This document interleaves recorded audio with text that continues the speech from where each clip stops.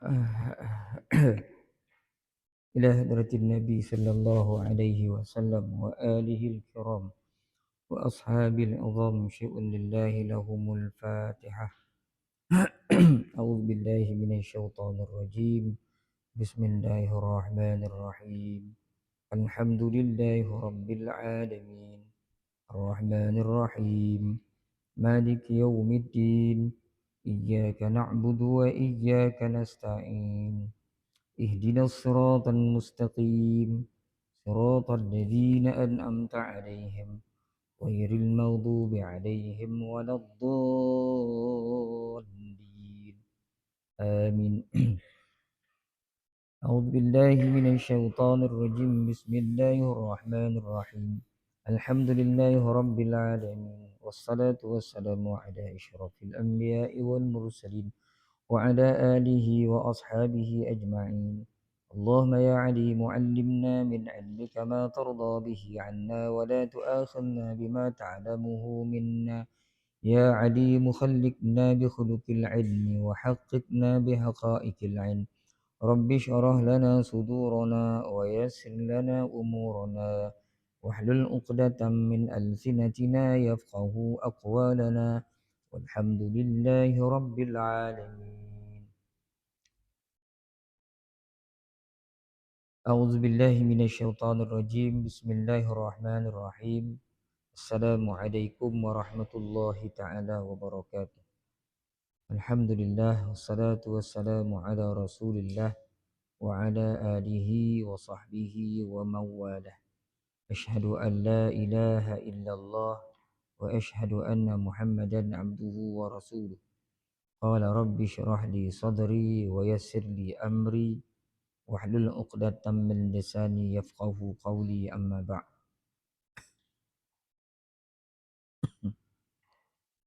Yang berusaha pihak pengurusan Masjid An-Nur, Ashabul Fadilah, tuan-tuan guru, tuan-tuan imam, tuan-tuan haji, puan-puan hajah, tuan-tuan, puan-puan, hadirin, hadirat yang dirahmati Allah Subhanahu wa taala sekalian. Alhamdulillah tuan-tuan dan puan-puan, seperti biasa marilah sama-sama kita panjatkan kesyukuran kehadiran Allah Subhanahu wa taala kerana masih lagi tuan-tuan kita dapat beribadah di pagi ini bersama-sama, dapat kita solat subuh secara berjamaah dan kita masih lagi dapat melaksanakan aktiviti harian kita seperti biasa. Mudah-mudahan saki-baki umur kita ini tuan-tuan sentiasa dipenuhi dengan amal-amal kebajikan, dan kita mohon pada Allah Subhanahu wa taala agar Allah Subhanahu wa taala sentiasa memberikan kepada kita semangat dan kekuatan untuk terus beribadah, memperbaiki kelemahan-kelemahan yang kita lakukan di sepanjang kehidupan kita tuan-tuan. Mungkin kita tak dapat nak baiki semua, tapi sekurang-kurangnya kita dapat tunjukkan pada Allah kesungguhan kita untuk memperbaiki diri. Apabila Allah Ta'ala melihat kesungguhan kita itu, mudah-mudahan hendaknya rahmat dan redha Allah Subhanahu wa taala insya-Allah akan kita dapat raih, mudah-mudahan. Allahumma amin. Bismillahirrahmanirrahim. Pagi ni tuan-tuan kita sambung kembali kuliah subuh kita. Kita mula pada ayat yang ke-22 daripada suratul Ankabut. Muka surat 170 ayat yang ke-22. Di mana Allah Subhanahu wa taala berfirman, A'udzu billahi minasy syaithanir rajim. Bismillahirrahmanirrahim. Wa ma antum bimu'jizina fil ardi wala fis samaa. وَمَا لَكُمْ مِنْ دُونِ اللَّهِ مِنْ وَلِيٍّ وَلَا نَصِيرٍ وَالَّذِينَ كَفَرُوا بِآيَاتِ اللَّهِ وَلِقَائِهِ أُولَئِكَ يَئِسُوا مِنْ رَحْمَتِي أولئك يئسوا من رحمتي وأولئك لهم عذاب أليم فما كان جواب قومه إلا أن قالوا اقتلوه أو حرقوه فأنجاه الله من النار إن في ذلك لآيات لقوم يؤمنون وقال إنما اتخذتم من دون الله أوثانا مودة بينكم في الحياة الدنيا ثم يوم القيامة يكفر بعضكم ببعض ويلعن بعضكم بعضا ومأواكم النار وما لكم من ناصرين صدق الله العظيم وما أنتم huruf mad yakni alif bertemu dengan hamzah dalam dua perkataan. Ini mad jaiz munfasil tuan-tuan. Kita baca 4 harakat insya-Allah. Wama antum, nun mati bertemu dengan ta. Ini ikhfa hakiki. Kita ulang balik kaedah bagi yang tak berapa nak mahir ilmu tajwid. Tengok saja tulisan tu.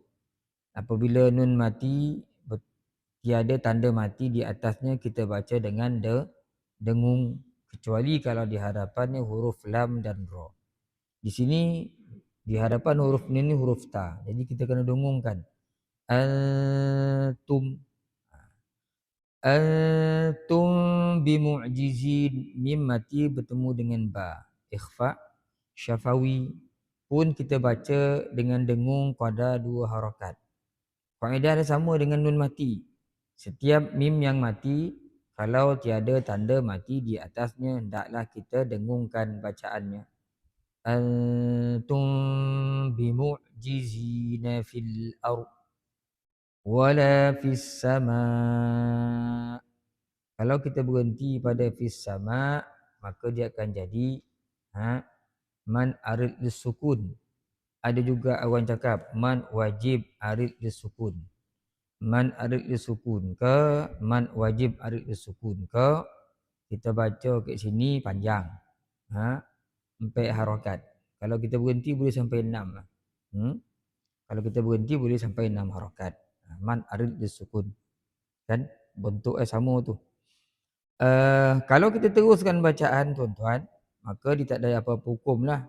Yang ada di situ hukum man wajib saja. Wala fis samai wa ma lakum min dunillah. Wa ma lakum min dunillah. Mim mati bertemu dengan mim. Idgham mislaini. Semua mim yang mati, kalau tiada tanda mati di atasnya, kita dengungkan dengan qada 2 harakat. Wa ma lakum min dunillah. Min dunillah tu ikhfa hakiki. Sama dengan antum. Ikhfa hakiki ada 15 huruf kan. Jadi di situ pun dengung qada 2 harakat. Min dunillah min waliyin. Min waliyin. Min dengan waliyin itu dua-dua sama hukumnya, iaitu idgham ma'al gunnah. Bezanya min waliyin nun mati bertemu dengan waw. Waliyin wala tanwin bertemu dengan waw. Dua-duanya idgham ma'al gunnah. Kita baca dengan dengung qada 2 harakat. Wala nasir. Nasir man arid lisukun. Kita boleh baca 2 harakat atau 4 harakat atau 6 harakat. Wallahu a'lam. Itu dari sudut ilmu tajwid. Maka tuan-tuan jadilah bacaan yang lebih kurang bunyi dia. A'udzu billahi minasyaitonir rajim. وما أنتم بمعجزين في الأرض ولا في السماء وما لكم من دون الله من ولي ولا نصير صدق الله العظيم والله أعلم. Mari kita tengok sama-sama pula tuan-tuan dari sudut ilmu tafsir dia. Bismillahirrahmanirrahim.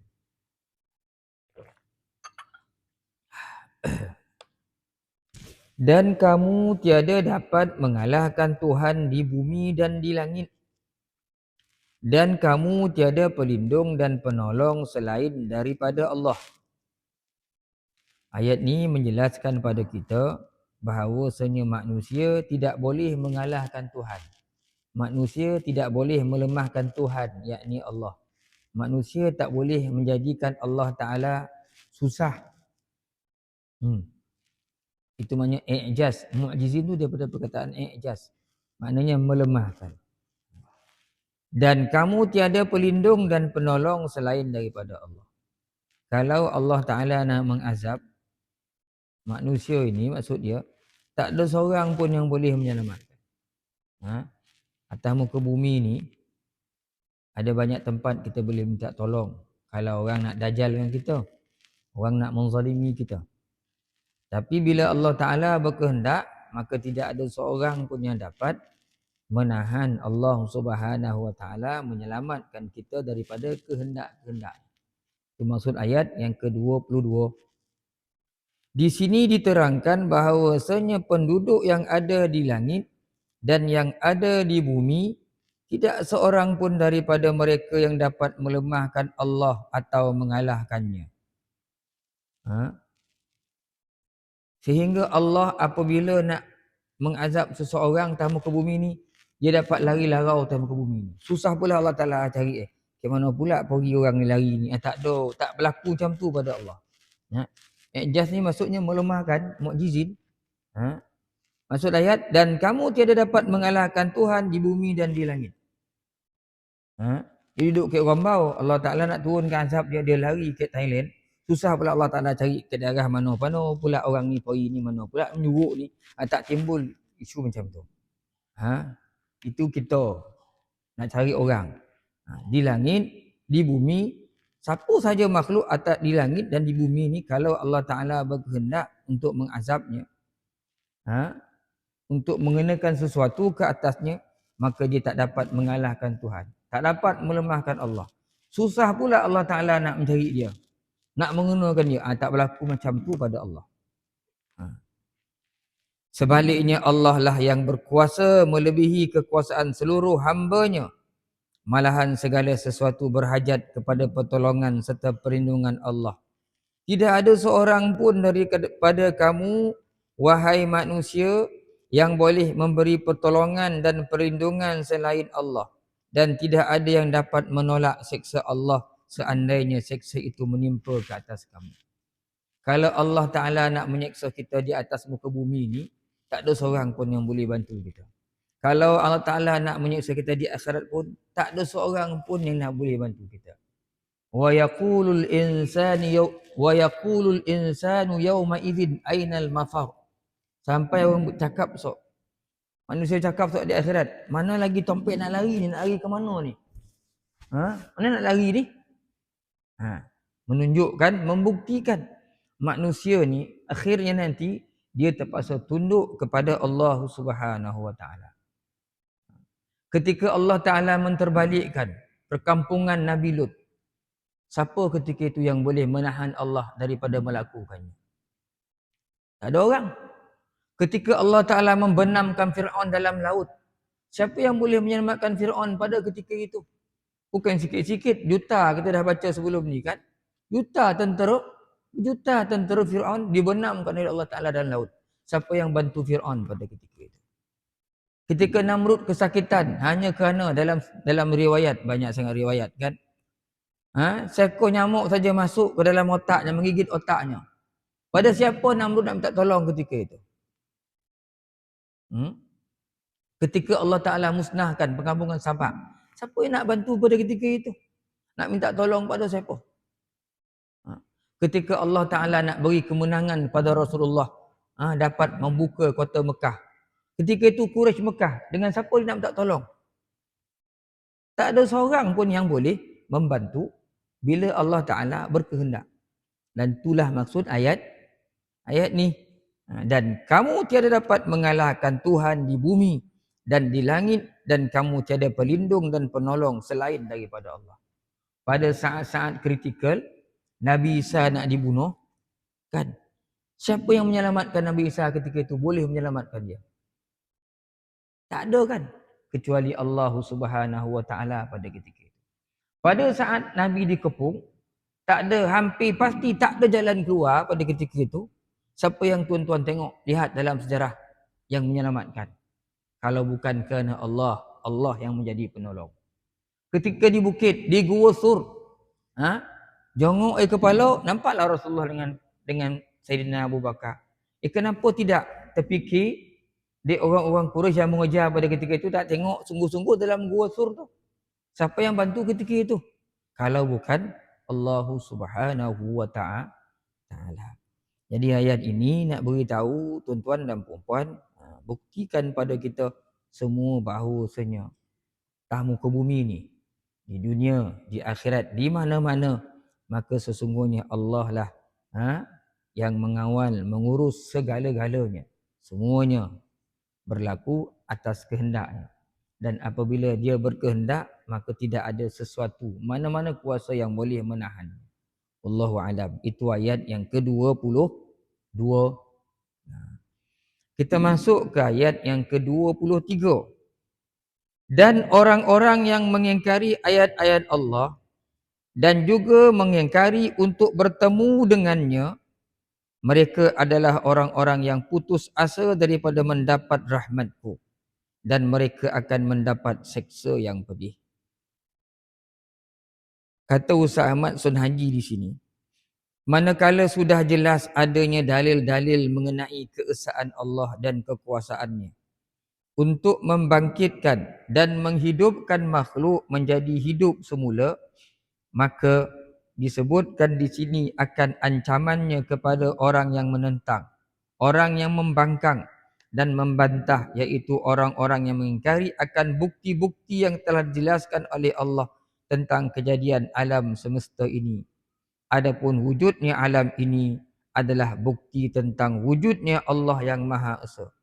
Begitu juga dalil-dalil yang diberikan kepada para rasul agar mereka gunakan untuk memberi pimpinan kepada kaum mereka.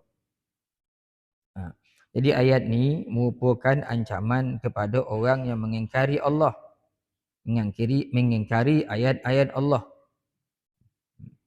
Orang yang ingkar dan tidak percaya bahawa mereka akan menemui Allah pada hari kiamat, dan yang mengingkari ayat-ayat atau keterangan-keterangan Allah, kedua-dua golongan ini merupakan orang-orang yang tidak mempunyai harapan sebagai orang-orang yang kecewa dan putus asa daripada mendapat rahman Allah.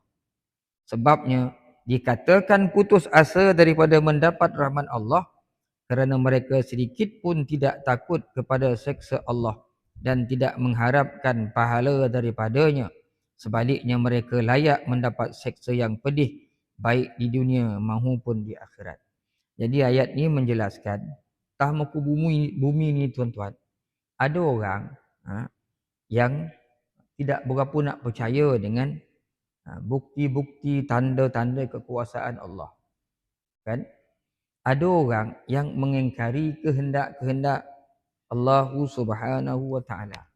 Setelah mana diturunkan Rasul, diturunkan kitab, wafat pula Rasul-Rasul, dihantar pewaris daripada Rasul-Rasul itu untuk menerangkan tanda-tanda kekuasaannya, berpandukan Al-Quran, berpandukan kalam-kalam, hadis-hadis Nabi SAW.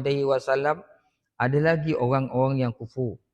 Jadi orang kufur dengan Allah ni, perkataan kafar ni tuan-tuan, bila kita tengok dalam kamus dia banyak maksud. Dalam tafsir pun ada sebut kafaru ni engkar. Ada juga yang beri maksud kafaru ni tertutup hati dia. Hati dia tertutup. Kalau kita maknakan engkar di sini, orang-orang yang mengingkari ayat-ayat Allah dan mengingkari pertemuan dengan Allah. Dia tak percaya dengan apa yang Allah Ta'ala turunkan. Ajaran-ajaran, pengajaran, panduan-panduan daripada kitab suci ini. Ke mana lagi datangnya arahan dan suruhan Allah kalau bukan daripada kitab ini, atau kalau bukan daripada Rasul yang diutuskannya. Dia engkar, dia tak nak dengar, dia tak nak percaya. Tak apa nak sesuai zaman ni. Ini zaman dulu-dulu ni. Undang-undang ni, ajaran ni, kita tengok dia sesuai zaman dulu-dulu. Zaman orang duduk kat padang pasir. Zaman pokok-pokok banyak. Sekarang ni dah batu banyak, bangunan banyak. Zaman sekarang ni dah zaman moden. Jadi tak apa nak sesuai. Sehingga akhirnya mengingkari pertemuan dengan Allah. Atau ayat ni juga maksud dia orang-orang yang kafaru bi ayatillah ni tertutup mata hati dia. Untuk menerima tanda-tanda kebesaran Tuhan, ayat-ayat Allah. Dia tak percaya langsung. Besok di akhirat dia akan yaisu mir rahmati.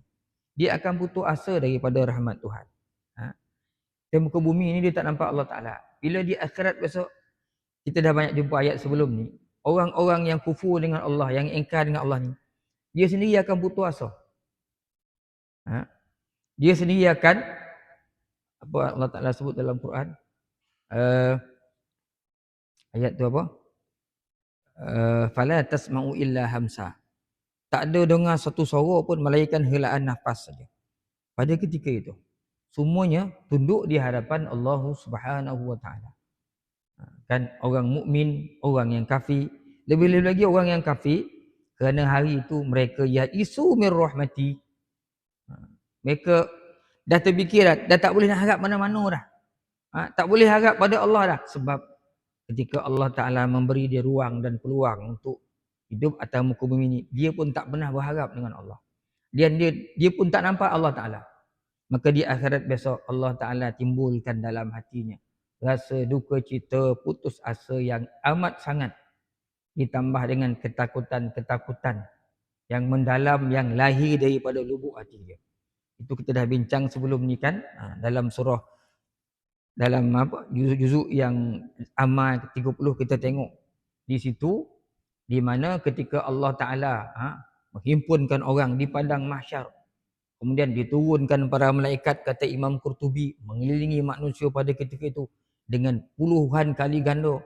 Kita dah bincang sebelum ni, ketika Allah Ta'ala turunkan manusia ke mahsyar, turun pula malaikat-malaikat Allah daripada langit yang pertama, 10 kali ganda ramainya mengelilingi manusia. Turun pula langit kedua, 20 kali ganda pula, sampai langit ke-7, 70 kali ganda, tak berapa puluh kali ganda.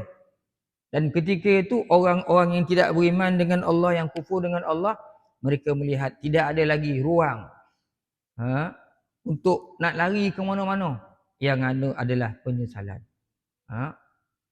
Dan kita tengok dalam juzuk apa tu, ketika itulah kelihatan manusia-manusia ada yang kelemasan dengan keringat, dengan peluh dia sendiri azab daripada Allah kerana kekufuran yang dia telah lakukan masa di atas muka bumi.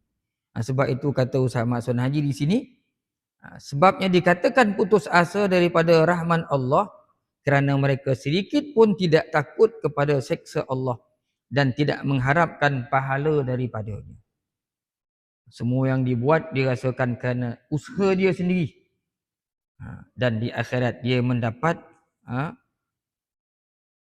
dia merasakan putus asa yang amat sangat kerana ketika di dunia dia tidak pernah melihat Allah Subhanahu wa Ta'ala.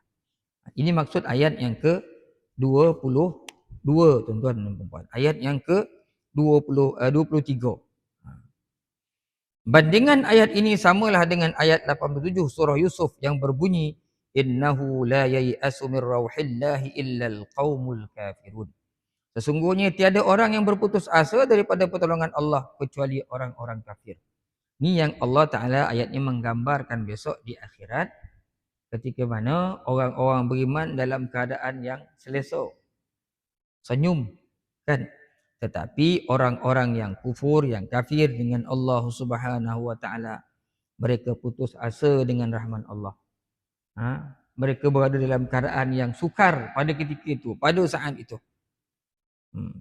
Imam Qurtubi sebut, walaupun ketika itu manusia hanya berdiri di atas dua kakinya, tetapi manusia mengalami situasi yang berbeza-beza. Duduk sebelah ni, orang tu selesa ya. Dia rasa redup ya. Tapi sebelah nampak orang tu mencungap-cungap macam terbenam dalam sungai. Kan? Mencanggut-canggut. Sebelahnya pula rasa sesak napih. Kan? Duduk sebelah-sebelah. Tapi keadaannya berbeza-beza sesuai dengan amalannya di atas muka bumi ini. Kan? Sesuai dengan amalannya di atas muka bumi ini. Allah Ta'ala belum lagi kita ditimbang amalan di mahsyar, menunggu menunggu arahan. Imam Qurtubi sebut sampai 60,000 tahun, 70,000 tahun, kalau bukanlah kerana syafaat baginda Nabi Muhammad sallallahu alaihi wasallam, nescayalah kita akan berlama-lamaan di situ. Seperti mana yang saya sebut 2 minggu lepas, sehingga ada manusia yang menyebutkan pada ketika itu, ya Allah, masuklah neraka Tauhid macam ni susah bona. Sehingga ada yang menyebutkan, ya Allah, masuklah dalam neraka Tauhid, tak payah nak tunggu berdiri sini. Sebab dia rasa neraka tu mungkin lebih ringan daripada mahsyar. Itu di mahsyar sudah begitu keadaannya. Di akhirat lebih lagi pada itu. Kerana Nabi sebut api di dalam neraka 69 kali ganda lebih kuat daripada api yang berada di atas muka bumi ini. Satu juzuk daripada 70 juzuk, 70 bahagian panas dia. Kan? Jadi ingatlah kepada orang yang kufur dan ingkar dengan kehendak-kehendak Allah. Besok dia akan meyakini apa yang Allah Ta'ala telah sebutkan pada ayat yang ke-23. Ayat yang ke-24. Maka tak lain jawapan kaum Nabi Ibrahim. Sebenarnya kita sedang bincangkan kisah Ibrahim dulu kan. Allah Ta'ala kembali balik kepada kisah Ibrahim alaihi salam dengan katanya, maka tak lain jawapan kaum Nabi Ibrahim alaihi salam hanyalah mereka itu menyatakan, kamu bunuhlah Ibrahim atau bakarlah dia, lalu Allah selamatkan dia daripada api. Sesungguhnya pada yang demikian itu terdapat keterangan-keterangan bagi kaum yang beriman. Setelah Nabi Ibrahim memberikan hujah yang diajarkan Allah kepadanya supaya disampaikan kepada kaumnya mengenai sifat keesaan Allah, terutusnya para rasul dan adanya hari kebangkitan serta hari pembalasan di akhirat, lalu disusul di sini oleh Allah dengan menceritakan bahawa kaum Nabi Ibrahim telah menolak perkara yang hak padahal sudah pun ada dalil yang menunjukkan kebenarannya. Kaumnya yang degil itu tidak ada jalan lain kecuali menggunakan cara kekerasan. Memang begitulah perangai mereka yang kalah berbahas dan berdebat. Mereka berkata, bunuh saja Ibrahim itu atau bakarlah dia dalam unggunan api. Kita kembali balik menyorot kembali kisah Nabi Ibrahim yang kita pernah bincang 2 minggu lepas. Ketika kaumnya balik daripada perayaan yang besar, masuk ke bilik ibadah, tengok semua dah hancur. Dah hancur. Patung-patung. Berlakulah perdebatan, ditangkap Namrud. Kan? Berlakulah perdebatan di antara Nabi Ibrahim AS dengan Namrud. Laknatullah. Kan? Sehingga Nabi Ibrahim cakap, kenapa wahai kaumku engkau mengambil? Bila ditanya, adakah kau yang melakukan perkara ini wahai Ibrahim? Nabi Ibrahim sebut, fas'aluhum in kanu yantikun, tanyalah patung-patung tu. Kok dia boleh cakap, kok dia beritahu kan? Akhirnya kaumnya tertunduk kerana mereka tahu patung tak boleh cakap. Bila berdebat kalah, akhirnya ambil keputusan bakar saja. Itu standard perangai manusia macam tu, Ustaz. Standard perangai manusia macam itulah. Bila tak boleh lawan hujah, akhirnya manusia ni dia akan bergantung pada kekuasaan, kemampuan dia. Kalau dia lebih kuasa sikit, tak ada cara lain lah. Bila kita kalah, apa nak buat? Konon bang tu. Berdebat, kalah, bakar Ibrahim. Kan? Bertembung, berdialog, tak boleh. Tak apa, cokau, penjara dia. Atau kita hikik dia. Atau kita colik, sembunyi dia. Bila orang kalah gunakan akal ni, dia akan gunakan kekuatan. Tenaga dia. Standard lah perangai manusia tu di mana-mana. Di mana-mana. Kan? Zaman Nabi Musa alaihi salam. Bila bertembung Nabi Musa dengan Fir'aun, kan? Fir'aun sendiri sebut, kumpulkanlah kekuatan kau, esok kita jumpa. Nabi Musa pun boleh jumpa besok di hari perayaan, kaum kau ramai, kita jumpa kat situ. Fir'aun bawa semua ahli sihir. Datanglah Nabi Musa dengan Nabi Harun saja, bawa tongkat sebatang. Orang lain bawa tali banyak-banyak. Berlakulah perdebatan, pertarungan, kepandaian. Akhirnya kalah Fir'aun.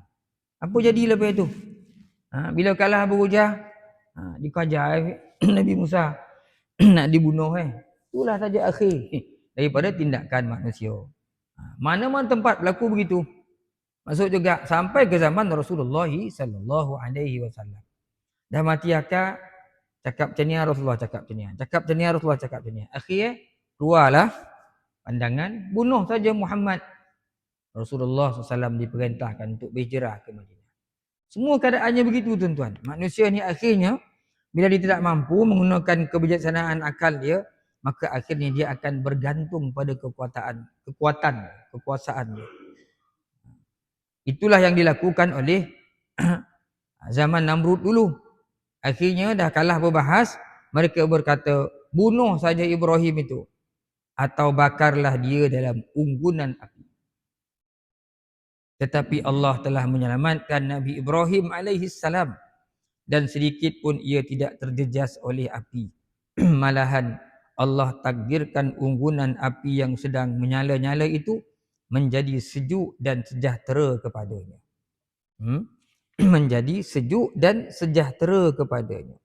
Inna fi zalika laayatil liqaumin yu'minun. Sesungguhnya pada yang demikian itu terdapat keterangan-keterangan bagi kaum yang beriman. Tuan-tuan tengok tuan dalam kisah Nabi Ibrahim ni, bila dia berdebat, akhirnya kalah Namrud dan tenteranya. Ambil keputusan untuk bakar. Saya nak beritahu tuan-tuan hari ni satu perkara. Orang, manusia ni, bila dia berhujah, bila dia bercakap, bila dia berdebat, bila dia bertembung dengan apa siapa-siapa pun, kalau sandarannya itu Allah Ta'ala, ayat Quran, agama yang Tuhan turunkan, pasti dia tidak akan terkalahkan. Kita tembung dengan orang, tongkar dengan orang, berdialog dengan orang, kita bersandar pada Quran. Kita gunakan dalil-dalil daripada Al-Quran, daripada hadis, daripada para ulama. Pendirian kita teguh dengan agama ni. Datanglah siapa-siapa pun, maka kita tidak akan terkalahkan. Takkan kalah. Sebab Allah Ta'ala ada beri jaminan. Allah Ta'ala ada beri jaminan. Satu, Allah Ta'ala sebut, Inna dina indallahil Islam. Cara hidup, agama utama ke bumi ni Islam je. So orang yang berpandukan dengan Islam, dengan agama ini, panduan agama ni, Quran, hadis ni, dia tidak akan terkalahkan. Allah Ta'ala pun sebut dalam juzuk, hujung juzuk 1, juzuk 2. Wa man yabtaghi ghairal islami dinam falan yuqbala minhu wa huwa fil akhirati minal khasirin. Orang yang cari selain daripada agama ni, cara hidup dia tak diterima oleh Allah Ta'ala dan dia akan jadi orang yang rugi di akhirat besok.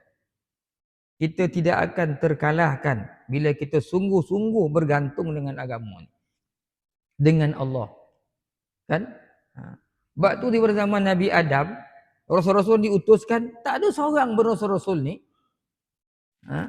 yang kalah dengan musuh-musuh dia. Semuanya beroleh kemenangan. Di akhirnya adalah kemenangan di pihak Rasul. Kan? Walaupun nampak macam kalah, akhirnya menang juga. Kedudukannya menang. Kan? Nampak macam Nabi Nuh tu kena halau kan, tak diterima orang.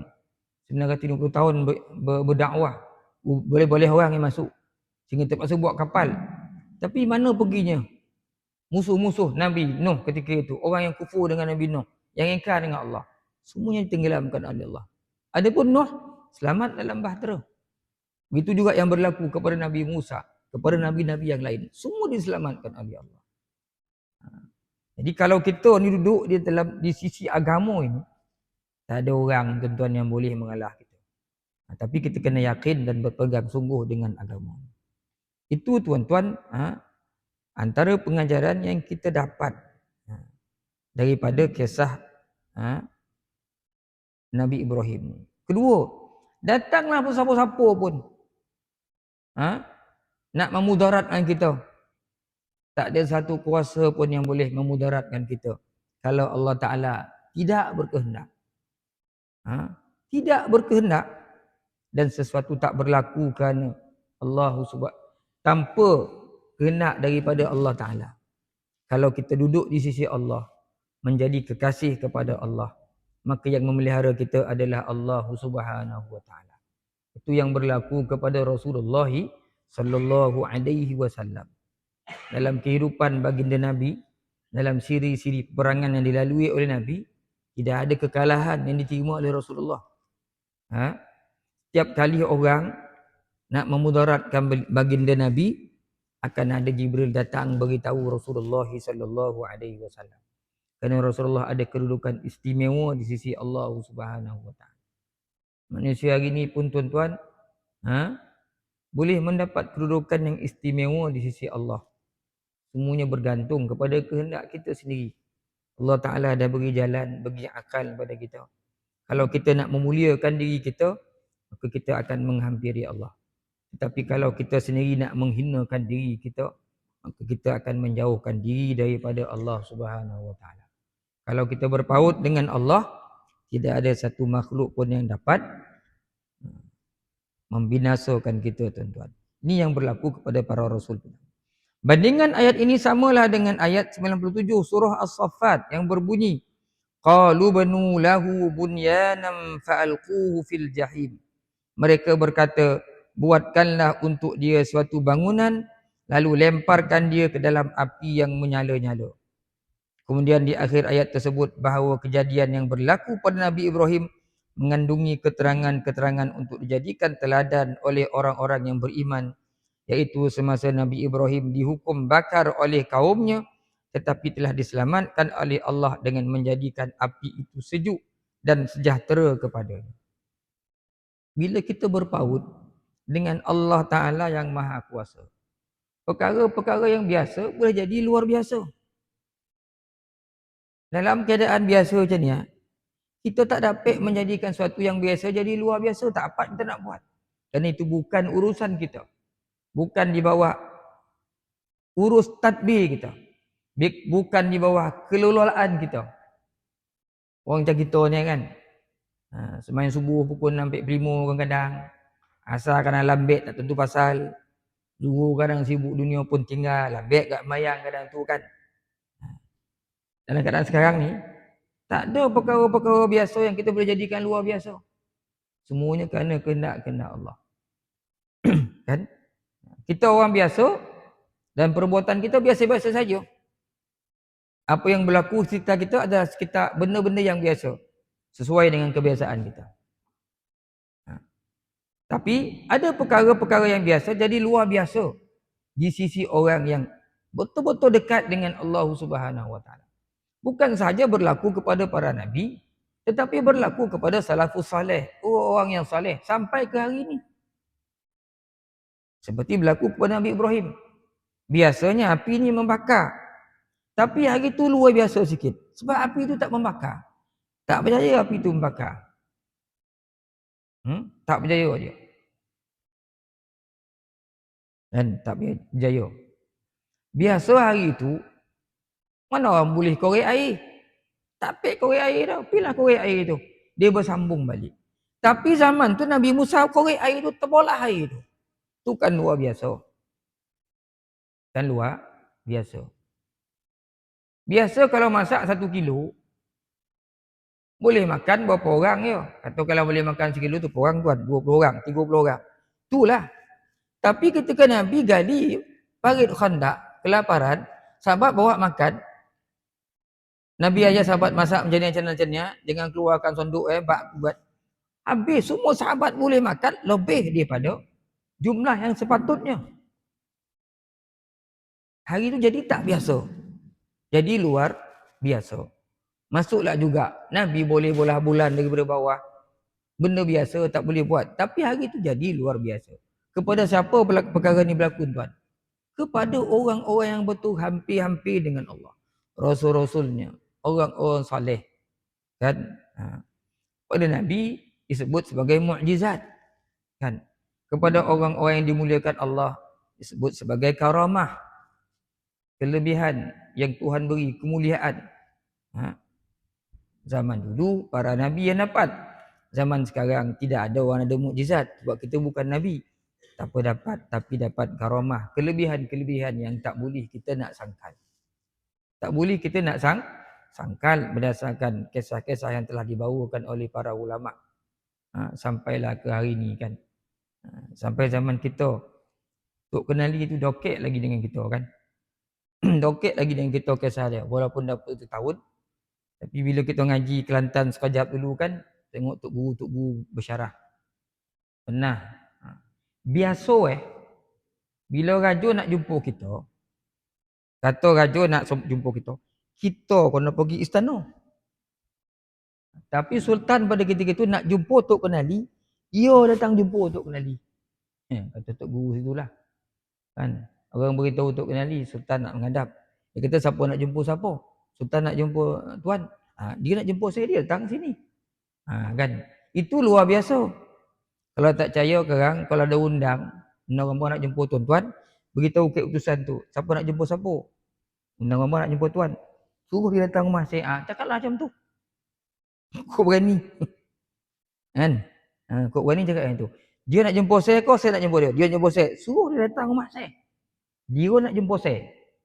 Tak apa kita buat macam tu. Tu tak biasa kat kita.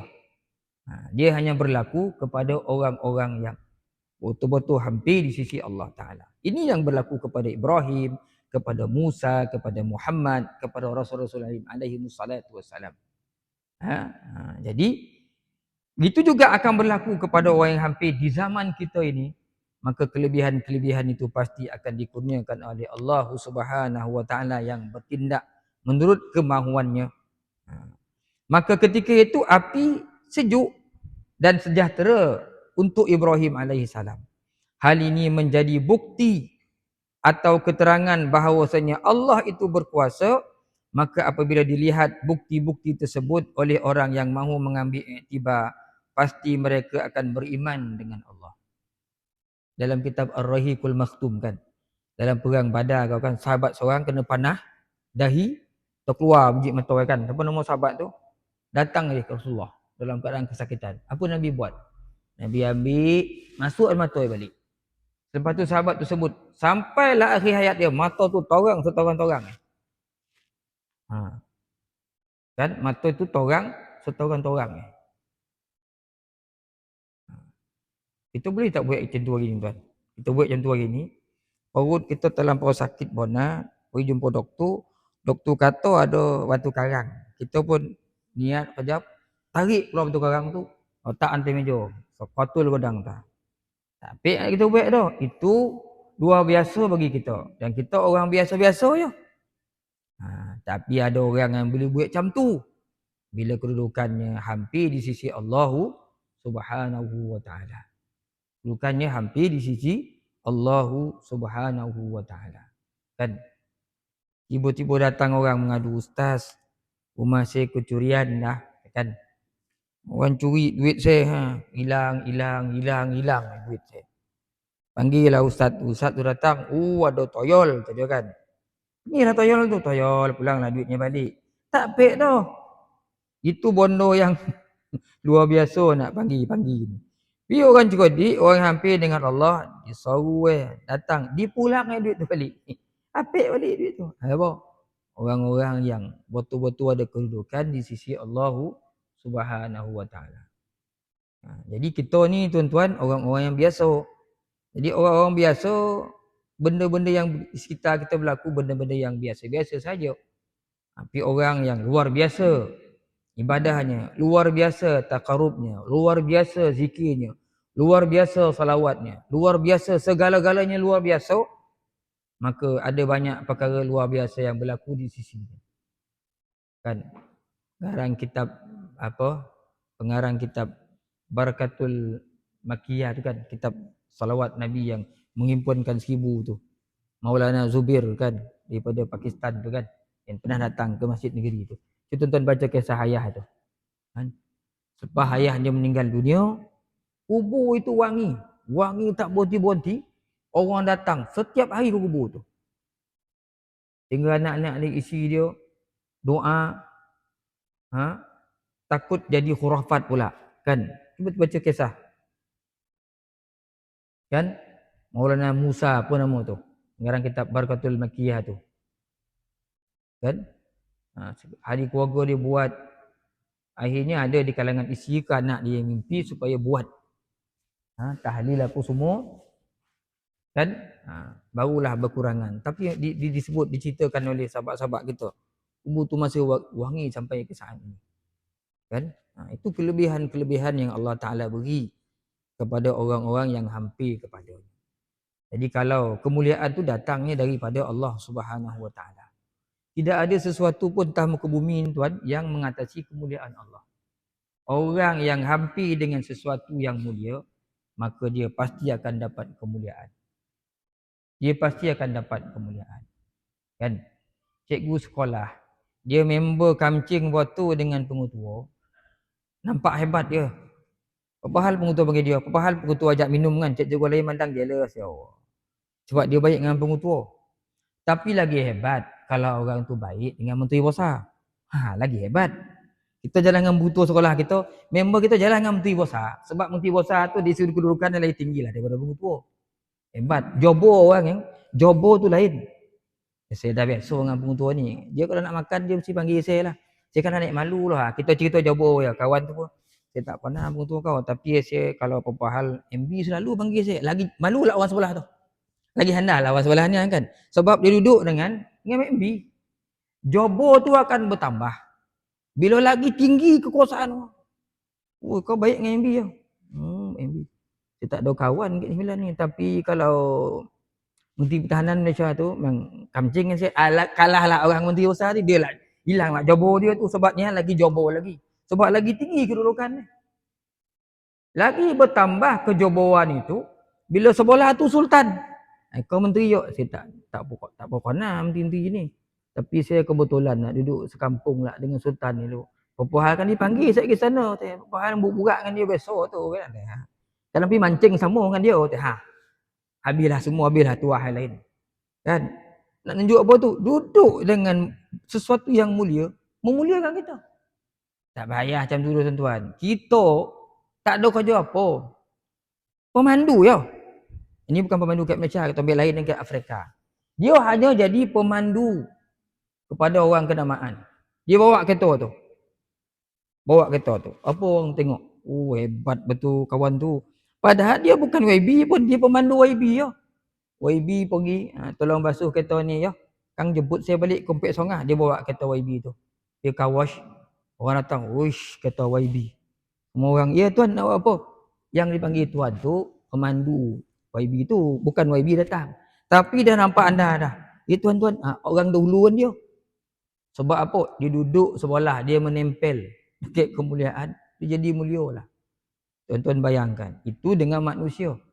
Bagaimana kedudukan kita kalau kita duduk hampir di sisi Allah Subhanahu wa taala. Yang memuliakan kita Allah Subhanahu wa taala. Bila Allah Taala beri kemuliaan, maka segala kemuliaan-kemuliaan yang ada atas muka bumi tidak akan dapat mengatasinya. Tidak akan dapat mengatasinya. Saya ingat tuan-tuan cukuplah sekadar tu untuk pagi ni. Mudah-mudahan ada lagi umur kita, panjang nyawa kita cubalah khatamkan ni. Saya selalu sebut, jangan tuan-tuan beralih niat. Niatlah, pasanglah niat untuk kita khatamkan Al-Quran ni secara tafsiran.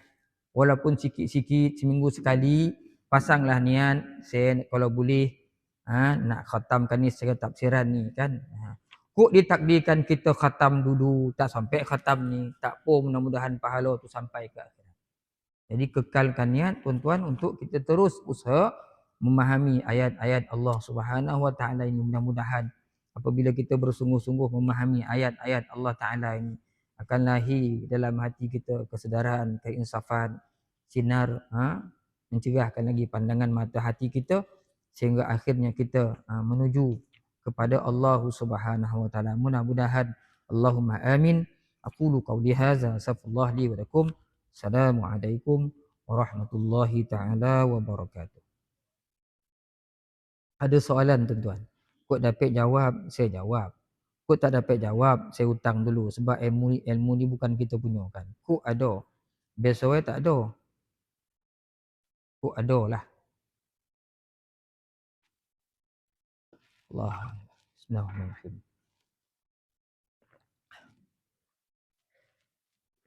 Tak ada tuan-tuan, kita berhenti kat sini. A'udzubillahi minasyaitonirrajim. Bismillahirrahmanirrahim. Alhamdulillahi rabbil alamin. Wassalatu wassalamu ala asyrafil anbiya'i wal mursalin wa ala alihi wa ashabihi ajma'in. Allahumma zidna ilman nafi'a warzuqna fahma. Allahumma rzuqna fahman nabiyyin wa hifdzal mursalin birahmatika ya arhamar rahimin. Allahumma ya muqallibal qulub, tsabbit qulubana ala dinika wa ala ta'atik. اللهم ارزق أولادنا بالنجاح في كل امتحانهم برحمتك يا أرحم الراحمين.